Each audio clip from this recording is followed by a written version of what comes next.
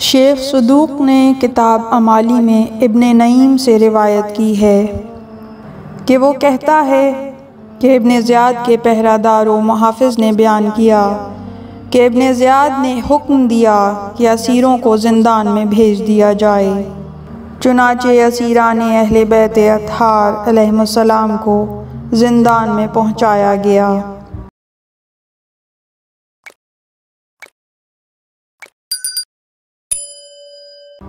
حکم ابن زیاد کے مطابق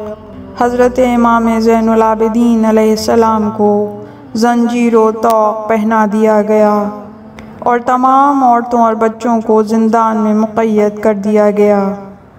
اسیروں نے جب زندان دیکھا تو شور گریہ بلند ہوا۔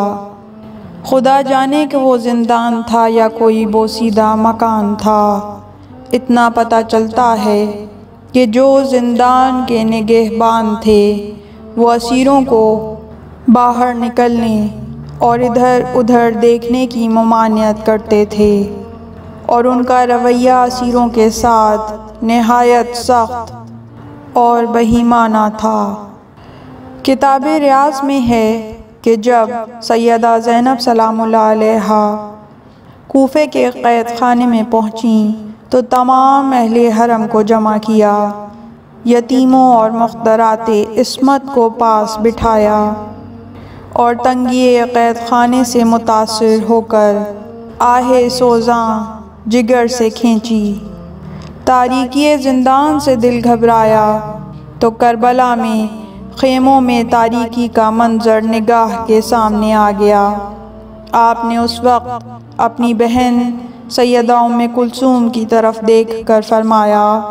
اے بہن، یہ روز سیاہ بھی دیکھنا مقدر ہوا۔ واہ غربتا واہ حسینہ، صدائے پردرد بلند ہونے لگی۔ شیخ صدوق فرماتے ہیں کہ ان دنوں میں جب کہ اہل حرم زندان کوفہ میں تھے، عبید اللہ ابن زیاد ملعون نے جناب ام کلثوم کی طرف قاصد بھیجا اور یہ پیغام پہنچایا کہ امیر کوفہ کہتا ہے، الحمدللہ الذی قتل رجالکم فکیف یرون ما فعل بکم، کہ خدا کا شکر ہے کہ اے ام کلثوم، تمہارے مرد قتل کر دیے گئے اور خدا نے تمہارے ساتھ کیا کیا۔ جناب ام کلثوم نے جواباً فرمایا کہ اے قاصد ابن زیاد ملعون سے کہو، عائد الجد جواباً فإن خصمک عزا، یعنی کہ اے ابن زیاد بدنہاد، حضرت رسول خدا کو جواب دینے کے لیے تیار رہ کہ حضرت قیامت میں انتقام لیں گے اس دشمنی کا جس کا تو نے حسین کو قتل کر کے ثبوت دیا ہے۔ اب جب کہ ابن زیاد ملعون نے اہل بیت اطہار کو زندان کوفہ میں بھیج دیا تو عمر ابن سعد ملعون انتہائی غرور و تکبر کے ساتھ عبید اللہ ابن زیاد کی خدمت میں حاضر ہوا اور اس بدبخت نے ابن زیاد کی تعریف و مدح سرائی کی،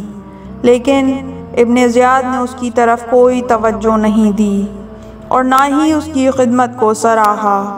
اور عمر ابن سعد ملعون اپنی مراد کو نہیں پہنچا۔ علامہ مجلسی کتاب بہار میں اور شیخ فخر الدین منتخب میں نقل کرتے ہیں کہ بعد شہادت امام حسین علیہ السلام ابن زیاد اور عمر ابن سعد ملعون کے درمیان جب ملاقات ہوئی تو ابن زیاد نے عمر ابن سعد ملعون سے کہا کہ وہ تحریر کہ جو میں نے تجھے قتل حسین کے بارے میں لکھی تھی پیش کر۔ عمر ابن سعد نے کہا کہ باخدا وہ تحریر ضائع ہو گئی ہے اور اب میرے پاس نہیں ہے۔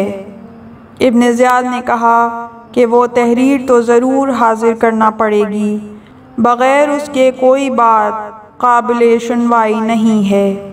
اور اس کے بغیر میں تجھے کوئی جائزہ نہیں دوں گا۔ میں نے جب تجھے کربلا بھیجا ہے کہ حسین سے محاربہ کرے، جنگ کرے، تو اس وقت تو نے جنگ کرنے میں تساہل برتا اور حسین کو مراعات دی۔ عمر ابن سعد ملعون نے کہا کہ بے شک میں نے تجھے اس فعل قبیح کے متعلق نصیحت کی تھی کہ قتل حسین سے باز رہے۔ اگر میرا باپ بھی اس کے لیے اشارہ کرتا تو بھی میں ہرگز امام حسین کو قتل نہ کرتا، حالانکہ میں حقوق پدر ادا کرنا اپنا فریضہ سمجھتا ہوں۔ لیکن میں کیا کرتا جب تو نے میری نصیحت پر کان نہ دھرے تو مجھے امام حسین سے جنگ کرنے کے لیے جانا پڑا۔ ابن زیاد ملعون نے کہا، اے ابن سعد، تو نے جھوٹ کہا، تو نے کوئی نصیحت نہیں کی، بلکہ تو قتل حسین کے لیے بارضا و رغبت گیا تھا۔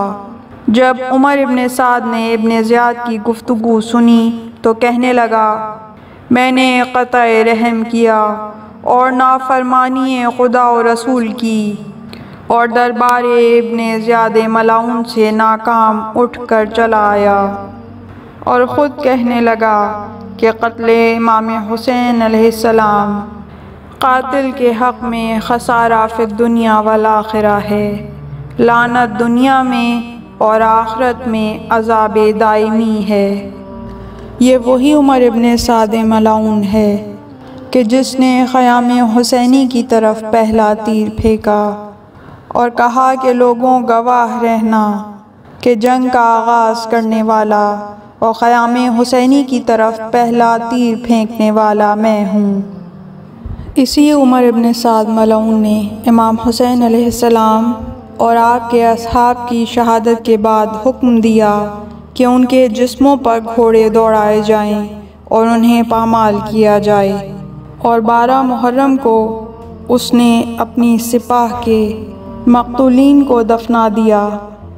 اور امام حسین علیہ السلام اور شہدائے کربلا کے لاشیں بے گور و کفن پڑے رہے۔ خاندان حسین کو اسیر بنایا اور کوفے کی طرف روانہ ہوا۔ امام حسین علیہ السلام کے قاتلوں سے انتقام لینے کے لیے سلیمان بن سرد خزائی کی تحریک کے دنوں میں عمر ابن سعد اپنی جان کے خوف سے راتوں کو دارالامارہ میں سویا کرتا تھا، اور جب مختار ابن عبید ثقفی نے سن 67 ہجری میں امام حسین علیہ السلام کے خون کا بدلہ لینے کی نیت سے قیام کیا اور کوفے پر مسلط ہوئے تو ابن سعد ملعون کو گرفتار کرنے کا حکم دیا۔ جب ابن سعد کو گرفتار کر کے مختار کے سامنے پیش کیا گیا تو ابن سعد اور اس کے بیٹے حفص بن عمر ابن سعد جو مجلس میں حاضر تھا، ان دونوں کو مختار کے حکم پر ہلاک کر دیا گیا، اور مختار نے ان کے جسموں کو آگ میں جلایا، جیسا کہ قاتل پیغمبر اور قاتل وصی پیغمبر کے جسموں کو شریعت میں جلانے کا حکم ہے۔ اور اس کے بعد ان کے سروں کو مدینے میں امام زین العابدین علیہ السلام کی خدمت میں محمد بن حنفیہ کے ذریعے بھجوایا۔